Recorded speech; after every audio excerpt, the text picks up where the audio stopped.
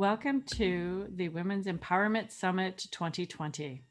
How to create a life full of passion, confidence, and happiness to live the life of your dreams. Today, I am absolutely thrilled to have a fellow Canadian on board with me.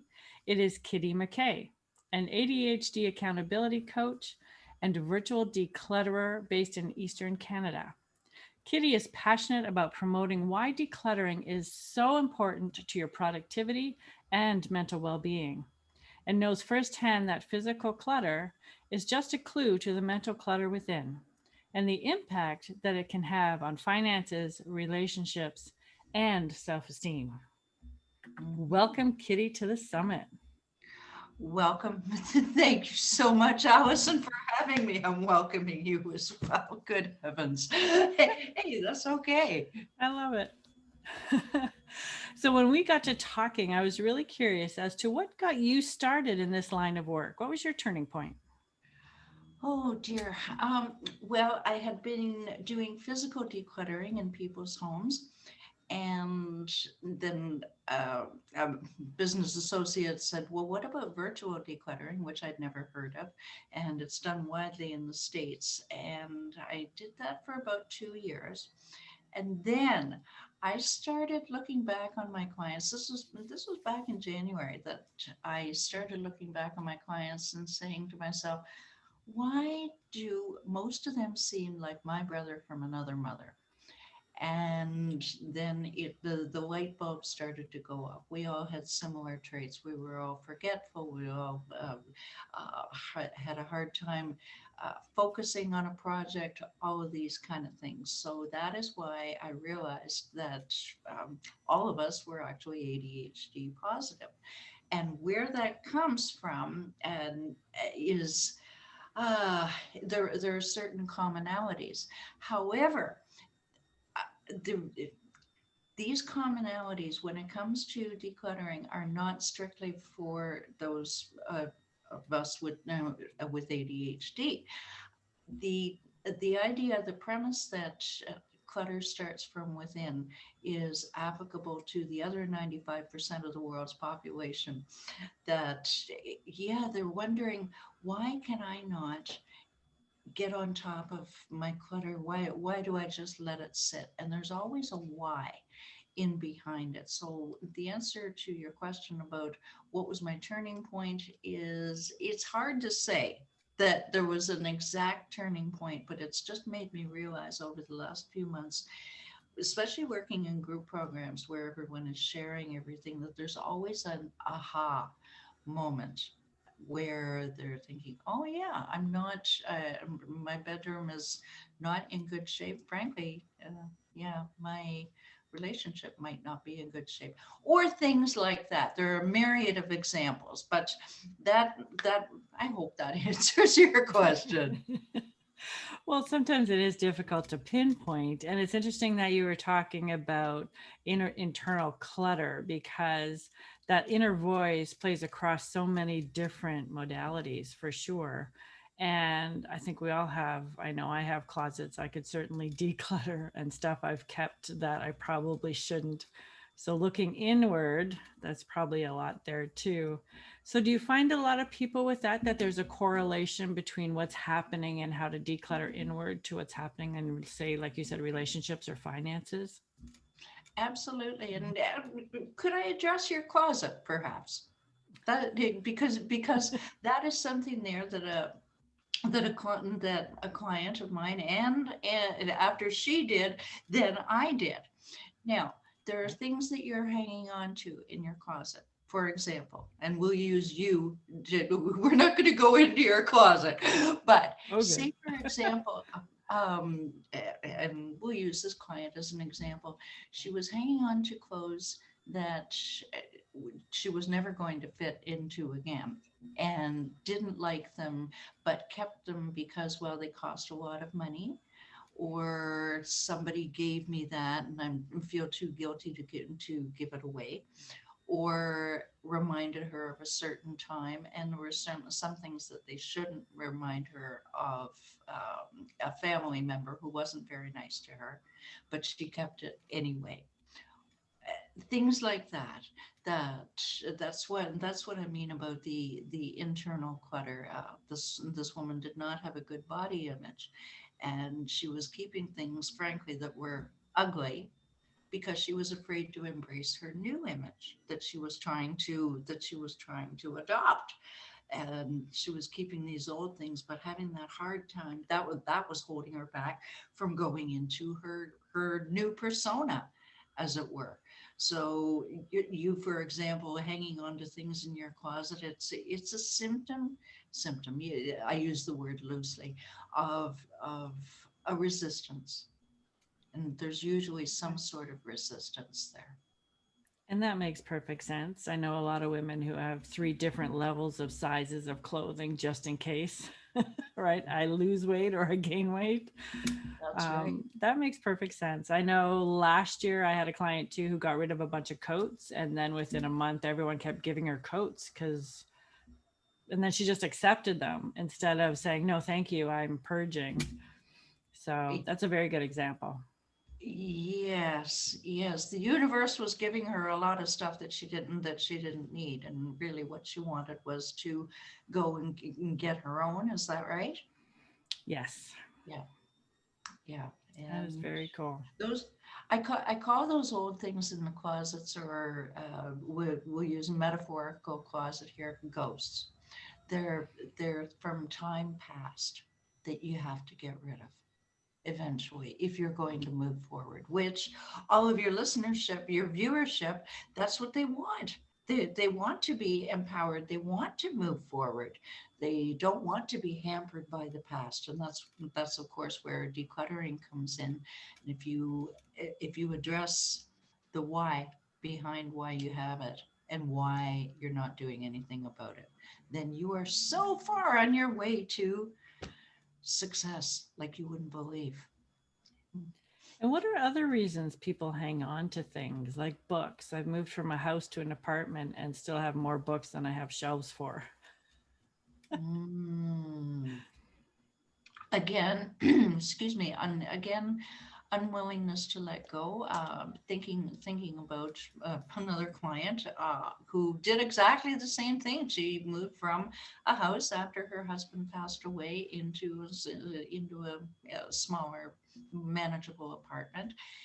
And I swear, she thinks that at least 50% of what she moved was books. And they had represented a time where she and her husband had been active in a ministry. And every time she picked up a book, when we first started our session, she would, it was tough. She would start to say, well, Jay and I know where we were when we picked this book up. It was tough for her to get rid of those. And what she would just, and finally I just said to her, this isn't in broken English, what I'm trying to say is, finally we started to get her to see that, yeah, if Jay were still alive, then he's going to say it's okay. Let's give it to somebody who's going to need it, which is another really good way to declutter. Is, if I'm holding on to it, am I really benefiting? Am I benefiting anyone? Am I benefiting, in this case, the deceased? Or can it be shipped? Here's the happy ending to that story. You want to hear it? Yes.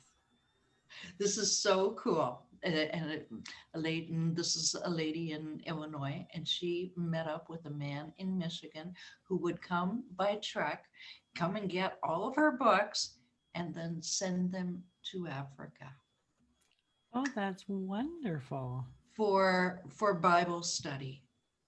And I said, "Are you kidding me? That's awesome. Can you just imagine what benefit you are having to people who really, really need?" And she says, "Yes."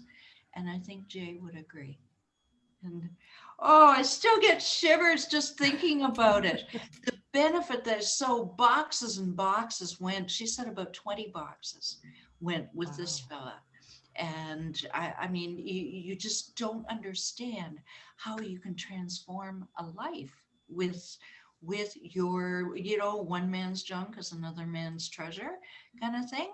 Well, this is heaven sent treasure to some people in Africa. You couldn't make that up. I could No, not make that's it up. fantastic. I love it. Definitely goosebumps. Well, because Mm, you're right, I've held on to things too, being divorced and lost businesses, and sometimes it's just holding on to something that felt really good when you're right, something like that will do such great work over in Africa. That's absolutely. fantastic. Or even in your backyard, Allison. Um, can I tell you another story? Quick, quick. You certainly can. Okay. Um, uh, a lady here in Halifax. She was. Like I deal a lot with the bereaved, and it usually takes people about 2-3 years. That's usually the turning point, where they just finally say, "Yeah, it's time." Okay, their brain is again between the ears. Their brain is saying, "Okay, time to do something." I'm not quite sure what, and her husband had a closet full of really nice coats. And you know, the Canadian winters aren't exactly Florida, and beautiful coats. And there were two or three that we started going through the closet, and there were two or three that she said, "Oh, I could never let these go. He loved these so much." So we let the others go to, she wanted to give them to Value Village. This was COVID, so Value Village wasn't even open at that time. But she said, I'll save them for that. Value Village or Goodwill, whichever it is. And then these last, and it was 3 or 4 coats that she didn't, no, no, can't do it. And I said, are you wearing them? No. Can your son in law wear them? Oh, good heavens, no, they're too big for him. Uh huh. And now, I had been doing some evening driving around for to help people who were shut in at that point. And I drove down Gottingen Street quite a bit, which is where the Salvation Army is. So almost a few times a week, I would drive by the Salvation Army, and I said to this lady, I said, I know some people on men on Gottingen Street who would give their eye teeth for these beautiful coats. Changed her entire point of view. That, yeah, I can. They're not doing any good sitting in the closet. She says. All of a sudden, the light clicked, and she just said, "They are not doing any good here. They need to go down there." Right, right, you are. And they were gone the very next day. It's Awesome. just it's perspective. It's how you look at it. That's true. And I guess through bereavement, there is a time of grieving and then there's a time of learning to let go. Yep. Yeah. And let go for the right reasons, not because you don't like the person or you may think that I'm dishonoring the person's memory. No, I'm not.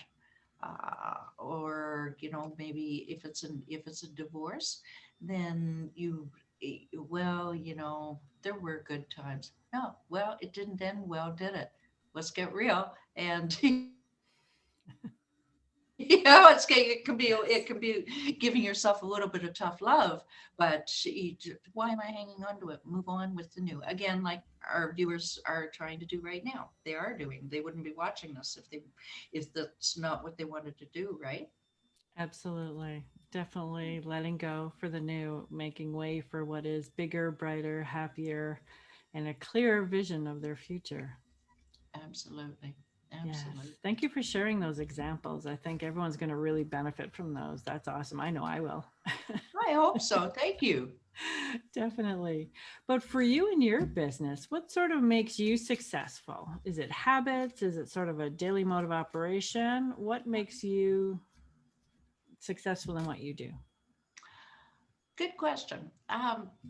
Now, in my work as accountability coach with with the ADHD, it's a combination of accountability and decluttering. Because ADHDers, for example, they need a little bit of focus. They need accountability, stability, structure. So that is, I would say, that's the number one thing that has helped me um, maintaining a regular daily schedule, getting up at the same time, going to bed at the same time. That's a part that I have a hard time with.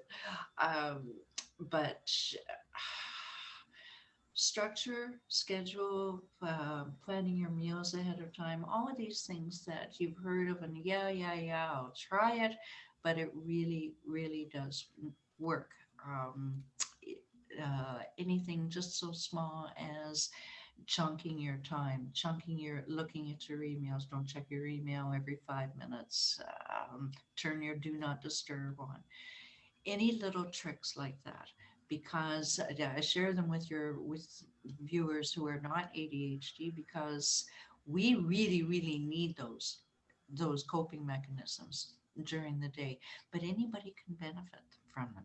They really, really can, because we are so inundated with distractions. With got a minute? No, I don't. I don't. I will have a minute and a half, an hour, but no, not right now. All right. Right now, productivity is more important than anything. Even though we're still in COVID. Wouldn't you agree? We are. Absolutely. And people are still working from home, and the Mm, distractions from partners and husbands and wives and kids and dogs. And absolutely. that's right. Would you like to address that for a moment? Because Absolutely. That that would be is great because we're still there and we could be for a very long time. Yeah, and that's the unfortunate part. Like, I'm looking forward to Mhm. 6 months, and with any luck, we'll be coming out of it. But we need strategies now. We need coping strategies, and I don't care whether you're ADHD or not. You need those coping strategies. Whether it is that we'll go with working at home, uh, as opposed to the workplace. When you mentioned about the partner or the kids, I have two clients that are working at home with a husband and one daughter, and they they get us so many times, "Mom," or "Honey." No, no, this is my workspace. This is my work time. It is to be treated as work time, so that you've got your regular hours. You're sitting down at your desk at 9 o'clock. You tell your family, I can address your concerns at 10:30, which is my coffee break. I can address more concerns at 12:30, which is my lunch hour. Insert your own time here, Alyson. Um, I can address your concerns at 2:30, or I can address your concerns at 5 o'clock. Here's the key: be consistent. Be at your desk at 9 o'clock. Be consistent to yourself. And 5 o'clock, right? I'm done. Okay? This is again being consistent to yourself. But most importantly, it shows the family members that you're being consistent. And it'll take Mhm. about 2, 3, 4 days, maybe as long as a week. But the interruptions will diminish, just simply because they see that you are serious. That your work is serious. You're getting a paycheck for it. Your employer deserves your entire attention. Working at home is tough. Working at home is very, very difficult, because you're in a strange environment. To you, as far as working goes, you're in a strange environment. You're used to a certain routine and a certain whatever it is at the office. So now you're adjusting to your new environment, and you can't handle, like I say, ADHD or no, you cannot afford the luxury of distractions every time. Science, little science, anyone?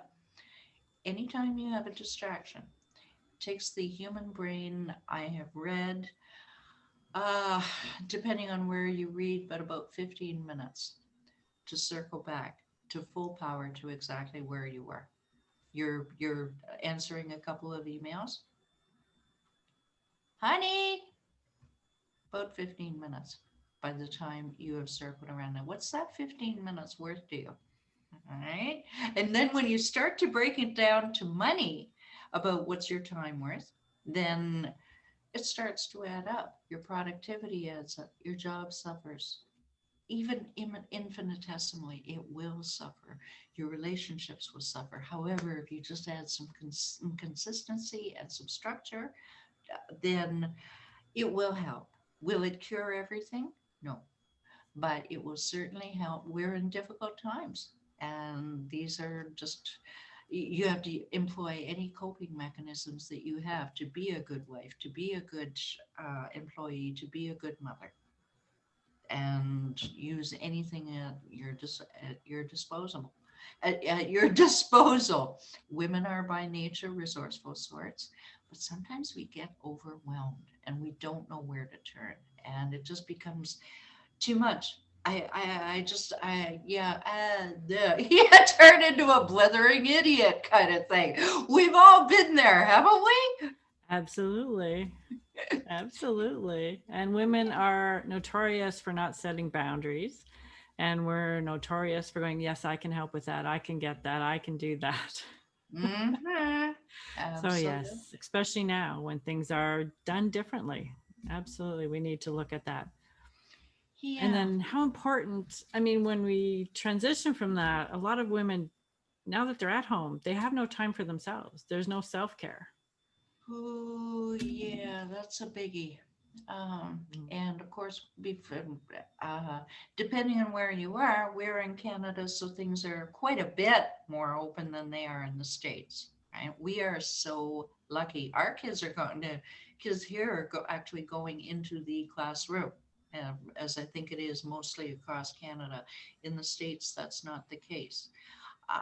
When it comes to self-care, I think that that comes to setting boundaries as well. I fortunately or unfortunately, I live alone, so I don't have this problem as much. However, when you're working at home, you have to learn to push yourself away from the computer and stop running back and doing.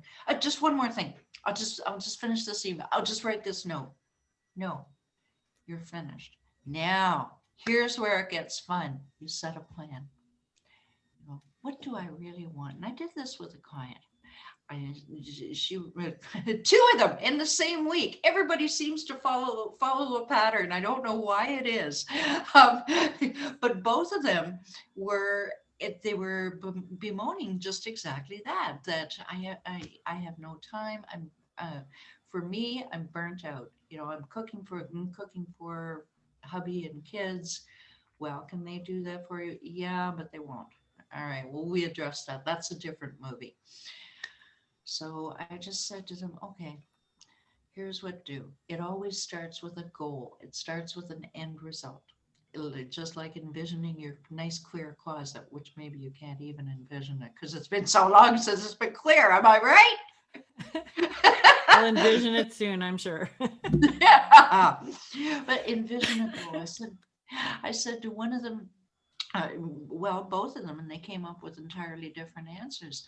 What would you really, really like if I were to hand you something on a silver platter that you really want that would give you a mental and emotional break? And the one said, getting my nail, that's what it was, getting my nails done. I said, okay, you're going to write that down. I'm sending it to you as your homework. She says, yeah, but I can't go get my nails done. The salons are closed in California. She said, well, wait a minute now. I could at the massage. I can get a massage. Jackpot. Okay. Now the other lady in Massachusetts, she said, I would just like to go for a walk in the park. Such a simple thing, and she wouldn't take time. She felt that she didn't deserve to take time for that. And what do you mean you don't deserve it? You work full time at your job. You're a full time mother and wife. Hey, who deserves it more than you? And that's what women have to address many times is who deserves it more than me and not on just one. Oh boy, I'm going on a soapbox here, Alyson. Watch out. uh, more than one day a year, Mother's Day. Okay. Yes, you deserve and you need, and it is essential for your mental health to to address that, to take that time. So I made it as their homework. I said, okay, when are you going to do the first thing you're going to do in the massage case? You're going to phone around and see when you can get an appointment. Take immediate action and book it. And then you've got a Love it. tangible goal. All right. Uh, the walk, that was a little more difficult because it was nebulous. It required no outside accountability. But she's a very, very strong lady, and she just said, okay, Saturday morning, that's my best time that I can do it. And she certainly felt much better, even just walking out of the house and coming back, just getting away. So, the long winded answer to your question is decide what you want. And it's going to be tough. Why? Because you've been putting other people's interests in front of your own for so long that it's going to be very, very difficult to address your own your what is going to heal your mental clutter.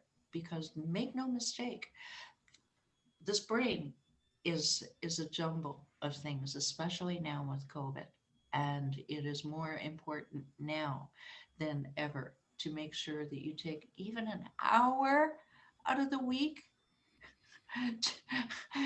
Would you like to know what my escape is? It's Yes, share. going to the movie theater every second Sunday night. 2 hours of just I physically turn the phone off. We're in the theater. That would Ah, scare most people to death. right, right. Just you need to recharge, and you address that. And how do you do it? You make an appointment with yourself. Easier said than done, but uh, you can you put a price on your mental health? Are No. you in? Are you in a good And mood?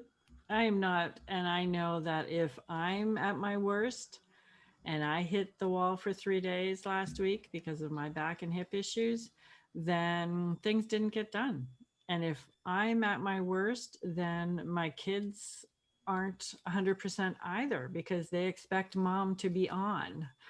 And if I'm not on and I don't take care of myself, then that has a huge ripple effect. And people sometimes really don't know what to do with you if you're not hurting because you're not supposed to be. You're the one who fixes everything. That's right. So we have to That's right. remember, yeah, we don't always give ourselves that position, but we also take on that responsibility. And sometimes we have to remember that. So we have to take Mhm. care of ourselves first. And absolutely, and delegate where possible. Like asking the we'll stick with California and Massachusetts. Uh, California, her husband didn't mind cooking and actually did a fair bit of the housework around. Massachusetts, at that point, zip. I said, well, have you asked? And the child was 13, 12 and a half, certainly old enough to fix herself a sandwich for lunch. But mom just felt that she's not a good mom if she's not doing all of this kind of stuff. Mental clutter. No, you don't have to. You don't have to do it all. All right. Nor should you. Are you doing your family I hope I'm staying on topic here, but are you doing are you doing anyone a favor by doing it all? Are you not instead robbing them of the opportunity to help? Somewhere in scripture, somebody told me that someone in this somewhere in scripture it says never rob anyone of the opportunity to help, to be of service. And if you just ask, oh, my husband will never do that. Have you asked? Yeah, but it went nowhere. Okay, well then find the husband something very simple to do. Honey, could you make me a piece of toast, please? He's not going to refuse that, right? Just little things like that. Anything that nurtures your soul and it just makes you feel like, yes, I'm not doing it alone. There was a happy ending with Massachusetts. Everybody's doing the housework now, just because she stood up and asked. Unbelievable. I couldn't believe it. Neither can she, but they're working as a team now. And Nice. teamwork is so important when it comes to right now. And everybody can pitch in on their physical clutter, right? It doesn't have to be, it's not supposed to be, and doesn't have to be one person's job. So if one of our viewers is overwhelmed and wondering, why is it all me? Guaranteed. It's 90% guaranteed that if she causes a ruckus at home and says, why is it all me? Well, you never asked. Oh, did you want me to True. pick this stuff up as I go up the stairs? Sure, that's easy. How many family fights can be solved by just asking and standing up, getting rid of everybody's physical clutter and thereby your mental clutter? Many times I say that it's the chicken and egg syndrome.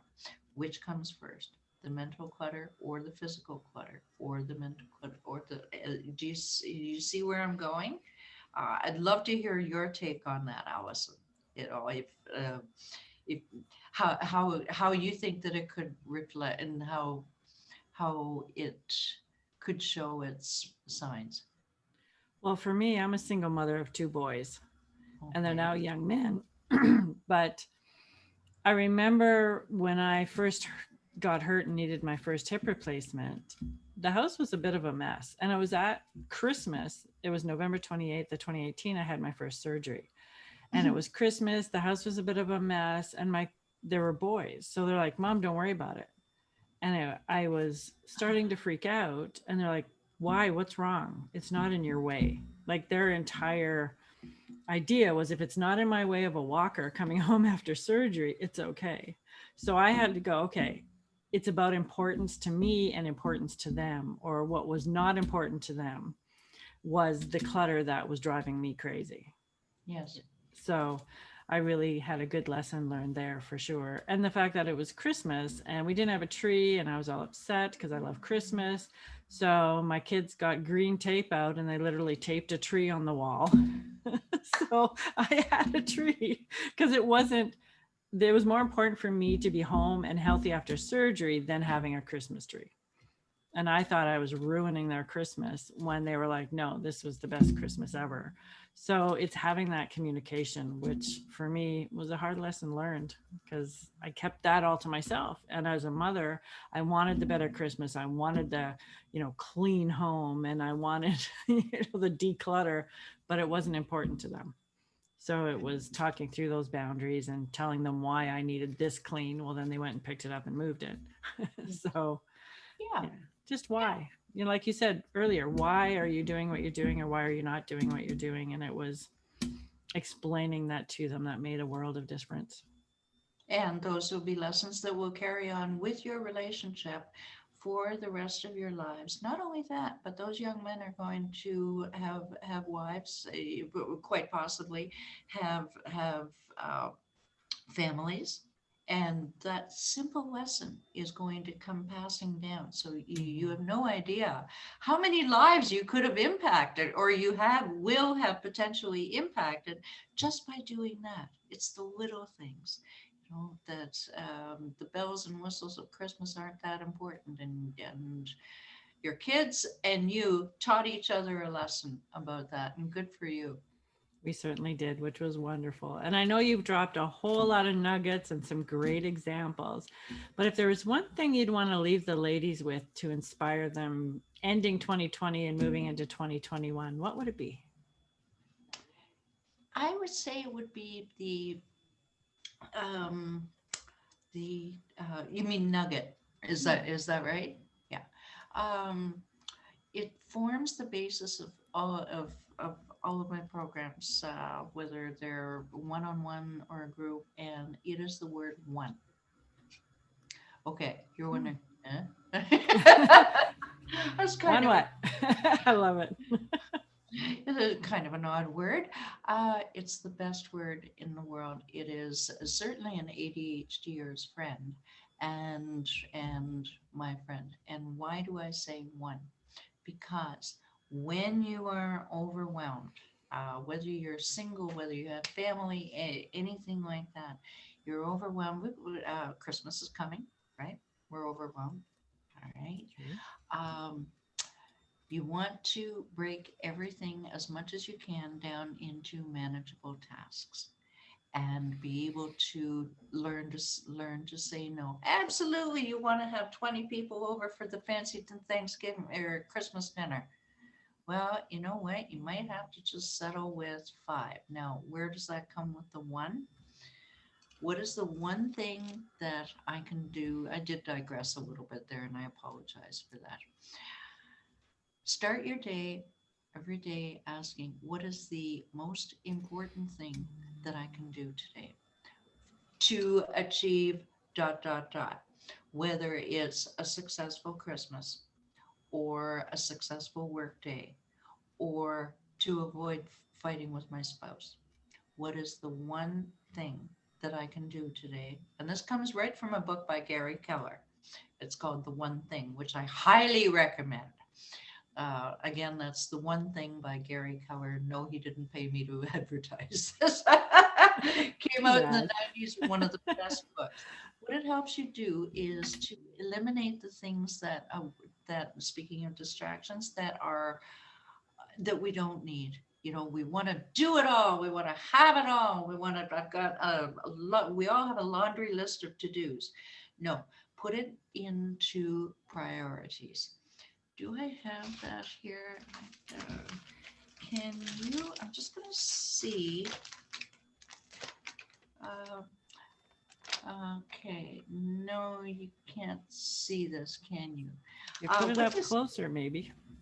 Okay, what this is? I'll tell you what it is. It's Perfect. um, what Darren Hardy calls the sacred planner. How long do we have, Allison? Are we good for time? We're good for time. Okay. When I'm talking about priorities, I give this to my clients. I use it myself, and you can't do it all. You won't be able to do it all, but you do have to decide what's most important to you. For example, if you're working, your job is really important because you're bringing in bread to put on your family's table. So 9 times out of 10, that's numero uno. So you divide your piece of paper into, I didn't know I was going to be doing this, by the way, but it just came to me and it's really timely. So I hope you don't mind. I love being organic. Absolutely. Okay. Um, our mutual colleague Danilo laughs at me about this because I'll just go, pew, all right, let's talk. Okay, so all you do is you take a piece of paper, you draw a cross. Darren Hardy is a success coach, and he calls this the sacred planner. So what you want to do is you draw it into four. And this is a skill that needs developing, but it will save your life. You put your most important thing, that's a sacred planner. You can call it whatever you want because you've got he calls it the Father, Son, the Holy Ghost, and the devil, the devil's vortex. Now, I just call it most important to, in my case, I'm single, so my big thing is my business. So most important things that I can do for my business only. Now, most important things that I can do for whatever's next important, whether it's my family or my future business or whatever. They go, can you see okay? They go in number two. And Perfect. then number three is, I should look into how much turkey prices are for Christmas. Number four is I had written there a fella out in Alberta that I was supposed to call. And I kept meaning to call. Eventually, he made his way over into the devil's vortex, which I call limbo. Um, because it was just one of those things that was going to not waste time, but it wasn't an important use of my time that was going to benefit my finances, my family, everything like that. So the idea is to prioritize best you can, uh, and think of the word one. Try to narrow as many things as you can down to what is the one thing today that I can do that is most important for my goal, or what is my main goal for today. And don't rest until you finish it. Make it an achievable goal, mind you. But this will, when you narrow it down to one and you use some sort of prioritizing sheet like this, you will reduce your mental clutter by at least 50%. And that releases all of that brain power for everything else that you want to do. That's really, really important. Who knows, you might even declutter your closet for the basement. Hmm? I'll get there. I'll get there. Well, thank you. And you're right. If it's one thing, then people aren't overwhelmed with an entire to-do list, which is something I'm famous for. It's my to-do list. But learning to prioritize that one thing that I can do today is Right. absolutely crucial, critical, and doable, which is awesome. And you know what? I'll finish with something that's important to ADHDers and to everyone. But uh, you notice I keep coming back to ADHDers, but it's because our brains are wired differently. So there are certain things that we absolutely need clinically for that. But for everyone, whether or not, when you when you break it down to one and you accomplish that one thing. And give me an example, Alyson, about what one thing that you would consider to be a goal for the day. Let's work with that. I know I'm putting you on the spot here, but say, for example, this morning when you woke up, what was the one thing that you really wanted to accomplish? Today I had to hire a technical virtual assistant and then get something started for her. Excellent. Was that a doable goal? You already had some irons in the fire. You knew that that was going to be, it was pretty much going to be a done deal today. Yes. Well, all right, ladies and gentlemen, here we are. You are a perfect example of the right thing to do. Why? Is you probably already know why, but I'm going to tell you. Tell everybody. Is um, you set a manageable goal that was already in the works. If you were going to be searching on Amazon for that perfect piece of luggage or whatever, that's not really a tangible goal. All right. It's not, Amazon can take you days to find something. All right. But you had a tangible, manageable goal. And did you achieve it? I achieved it.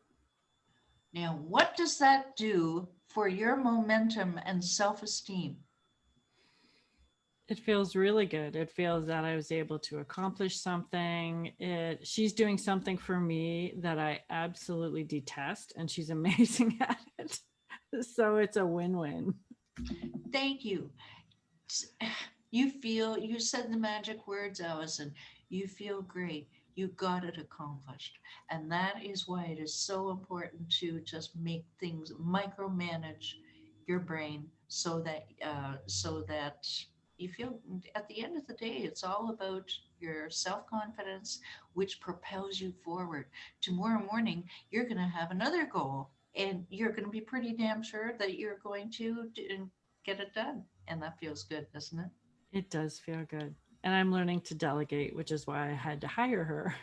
So lots of lessons learned. Absolutely. Nice. Nice. All right. Well, thank you so much, Kitti, for joining us on the summit. I am so happy and glad I met you, and I'm glad you were here to share all your nuggets and words of wisdom with everybody. Thank you very much, Alyson. I really appreciate your time. It's been a blast. Awesome. Thank you. And thank you for participating in the Women's Empowerment Summit 2020.